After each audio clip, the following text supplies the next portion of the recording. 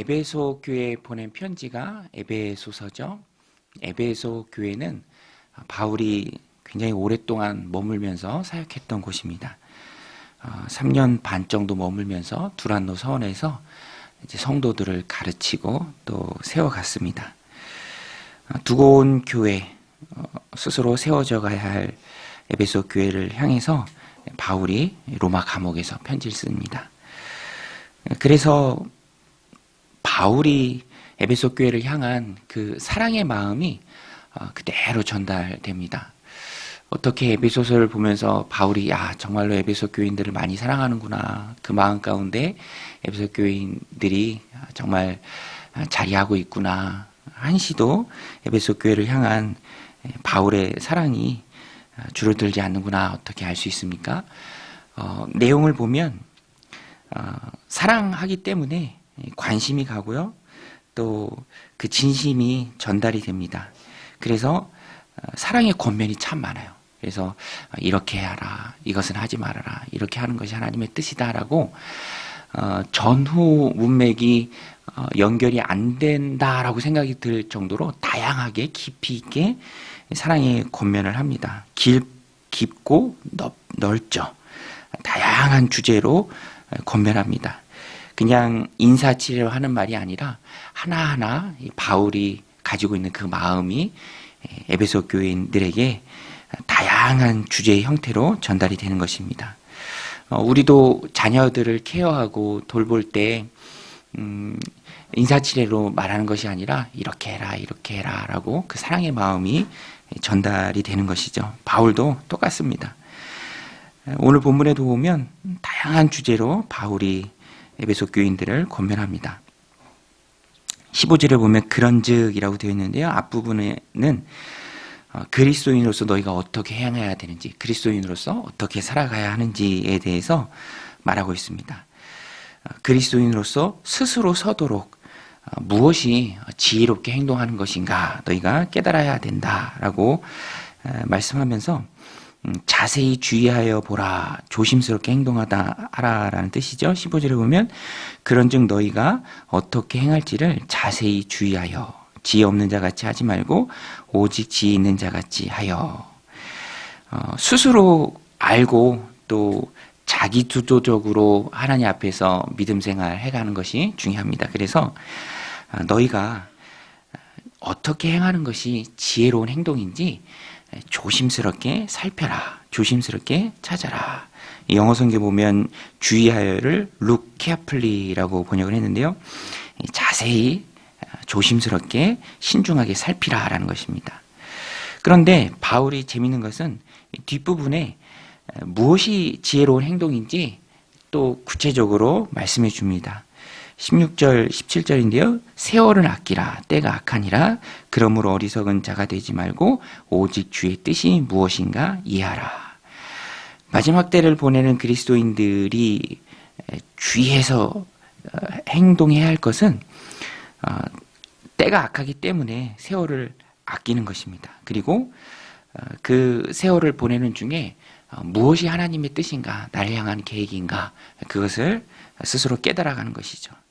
그래서 오늘 본문 이 앞부분에 에베소 교회를 향한 바울의 영적인 권면, 세월을 아끼라, 하나님의 뜻을 분별하라, 이 세대를 본받지 말고 하나님의 선하시고 온전하신 뜻이 무엇인지 악한 세대 속에서 시간을 아끼면서 너희가 깨달아라, 그것이 지혜로운 행동이다, 바울이 말씀하고 있습니다. 세월을 아껴야죠. 여러분 벌써 가을이고요, 또 겨울의 길목으로 들어서는 때를 보내고 있습니다. 흔히 하는 말처럼 엊그제 2022년도가 시작된 것 같은데 벌써 마지막을 향해 가고 있죠. 우리가 새벽마다 살피는 매일 성경이 2달치가 나오죠.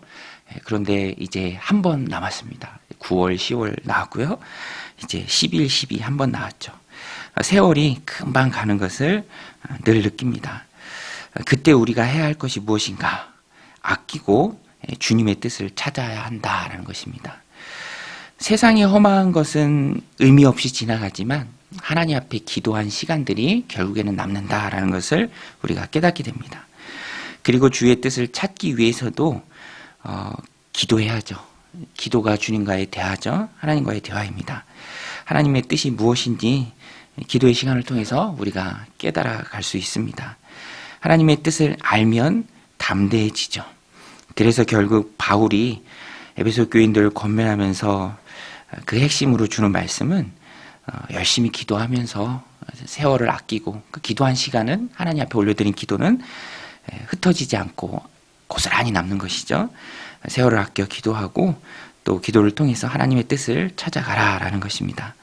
오늘도 이 말씀 마음에 새기고 기도하는 시간을 통해서 하나님의 뜻을 깨달아 알고 그 가운데 담대히 행하는 믿음의 귀한 성도님들이 다 되시길 바랍니다. 이 뒷부분은 영적으로 살라라는 말씀이에요. 영적으로 살라. 술 취하지 말라라는 말씀이 나오죠. 18절에 보면 술 취하지 말라 이는 방탕한 것이니 오직 성령으로 충만함을 받으라. 성령의 충만함이라는 것은 오늘 본문에서 바울도 술 취하는 것과 비교했는데요. 무엇에 의해서 지배를 받는가라는 것입니다. 술 취하면 술에 의해서 지배를 받죠.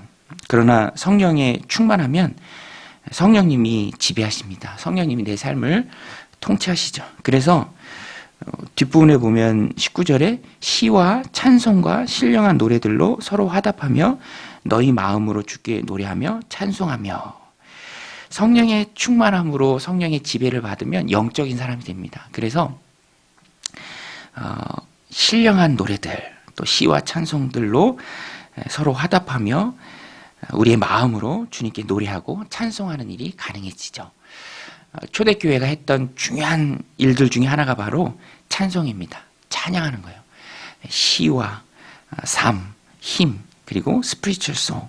그래서 초대교회 안에는 영적인 노래들, 신령한 노래들, 하나님 찬양하는 것들이 가득했습니다. 그것이 바로 영적인 일이고요. 신앙생활이고 성령에 충만할 때 가능합니다.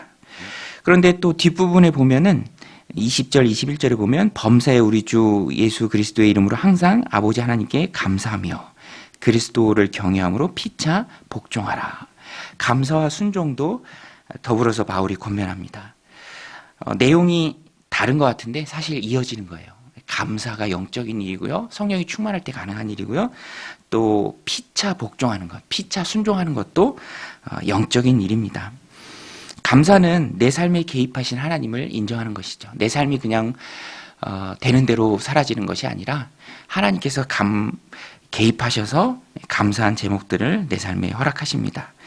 그래서 우리는 감사하면서 내 삶을 이끄시는 하나님을 고백합니다. 순종도 마찬가지입니다. 내 의지와 자아를 하나님 뜻에 따라 꺾는 일이죠. 고린도 교회가 어린 교회여 영적이지 못한 공동체다라고 바울이 책망을 하는데 그 이유는 시기와 분쟁이 있었기 때문입니다. 그런데 시기와 분쟁은 자아가 살아있기 때문에 나타나는 현상이고요. 공동체 안에서 서로 순종하면서 시기와 분쟁을 줄일 수 있고요. 또 자아를 꺾을 수 있습니다. 그래서 성령의 통치를 받는 사람의 삶 가운데 두드러지게 나타나는 것이 바로 감사예요. 그리고 서로 순종하는 것입니다. 누군가 무엇을 권면하고 말할 때 왜 그렇게 해야 되지? 라고 하는 것이 아니라 네, 그렇게 하겠습니다. 예수님 보여주신 것처럼 하나님과 동등된 분이시지만 자기를 비워 종의 형체를 가지고 인간의 몸으로 이 땅에 오시고 십자가에 죽기까지 복종하신 분이 바로 예수님이죠. 빌립보 교회에 주는 바울의 권면입니다. 오늘 우리도 성령의 통치를 받을 때 감사가 충만해야 하고요. 또 순종하는 모습이 내 삶 가운데 있어야 합니다. 그것이 바로 성령의 지배를 받는 성도의 거룩한 모습입니다. 오늘 에베소서 5장 말씀은 에베소 교회를 향한 바울의 마음이 깊이 있게 드러나는 말씀입니다. 다양한 교훈과 권면의 주제들이 많이 나옵니다. 핵심은 세월을 아끼고 하나님의 뜻을 찾으라. 그리고 영적인 사람이 되라. 부지런히 행하고 영적인 사람이 되라. 감사와 순종의 사람이 되라. 라는 말씀입니다. 오늘도 이 말씀 마음에 새기고 우리를 향한 주님의 뜻을 찾고 또 그 가운데 담대함으로 성령의 지배를 받아서 감사하고 순종하는 하루가 되시기를 주님의 이름으로 간절히 축원드립니다. 우리 같이 말씀 붙들고 기도할 때 하나님 오늘도 우리가 감사하고 또 순종하는 영적인 삶을 살아가도록 주님 축복하여 주옵소서. 때가 악합니다. 세월을 아끼게 하시고 다만 주님의 뜻을 구하며 주님의 뜻을 발견했을 때 담대하고 또 용기 있게 행하는 오늘 하루 되게 하여 주옵소서. 우리 기도하며 나아가겠습니다.